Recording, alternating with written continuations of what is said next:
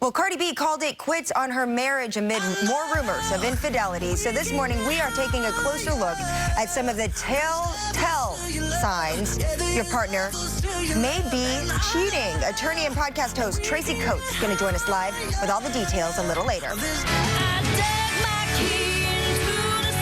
This week, Cardi B filed from divorce from Migos rapper Offset nearly 3 years after marriage. A relationship filled with ups and downs and cheating that Cardi says she just could not take any longer. Now she's hoping for an amicable split. Well, this morning, Tracey Coates, who is an attorney and partner at Paley Rothman, is joining us to kind of break all of this down. I know that you talk about situations like this that you deal with family law on your podcast as well.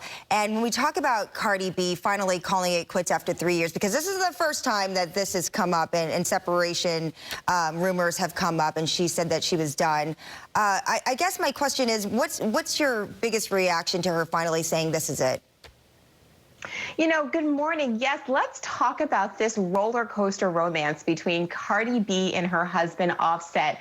And we've heard Cardi B actually talk about the fact that, as you indicated, that their relationship has really been plagued with lots of drama and emotions and infidelity and reconciliations and breakups again. And so, you know what? It just seems like she is finally ready to get off of this carousel ride. And she finally came out, clarified some reports that were out there that were saying that she wanted full custody. She said, we saw that headline right there, she wants a super amicable deal in dealing with all of this. What's your takeaway with that? You know, her pleading, actually, the way it's reported in the media, is actually very common. It doesn't seem like it's anything out of the ordinary. She is asking for an equitable division of her marital assets.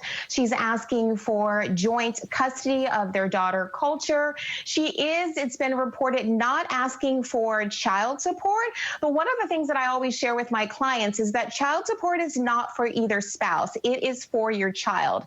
And so the courts are going to expect her, or even if it's not a direct payment of child support, the court is definitely going to expect that both parents have some sort of financial obligation to continue to support Culture. Yeah, because I mean, all in all, if they are having joint custody, I mean, he's still going to be parenting her, right? So he needs to support her. 100%. And what if down the line Cardi doesn't have that bank? Indicates that yes, that she definitely wants to co-parent with him. So, as I mentioned before, I know in family law you have dealt with situations like this, with infidelity quite a bit. So if we were to pinpoint what signs of cheating, a cheating spouse would be, what are the top signs, especially, you know, even during times like this, during a pandemic? You know, that's a really good question. And there are lots of different signs. But some of the ones that I see more frequently is when a spouse is changing their outward appearance, and maybe they're working out more, their hairstyle's different, maybe even cosmetic surgery.